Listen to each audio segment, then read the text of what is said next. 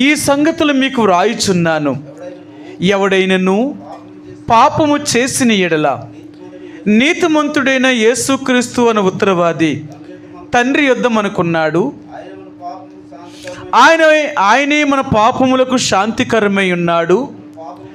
మన పాపములకు మాత్రమే కాదు, సర్వలోకమునకును శాంతికరమై ఉన్నాడు. ఆయన అంటున్నాడు, మన పాపములకు శాంతికరమైన వాడు, మనకు నీతిమంతుడిని యేసు అనే ఉత్తరవాది మనకున్నాడు. ఆయన దగ్గరికి వెళితే ఆయన మనపక్షముగా ఆ తండ్రిని వేడుకొని మనపక్షముగా ఆయన మనకెంతగానో మరి మనం చేసిన ప్రతి తప్పుల నుండి పాపం నుండి ఆయన విడుదల చేయగలిగిన వాడిగా ఉంటున్నాడు.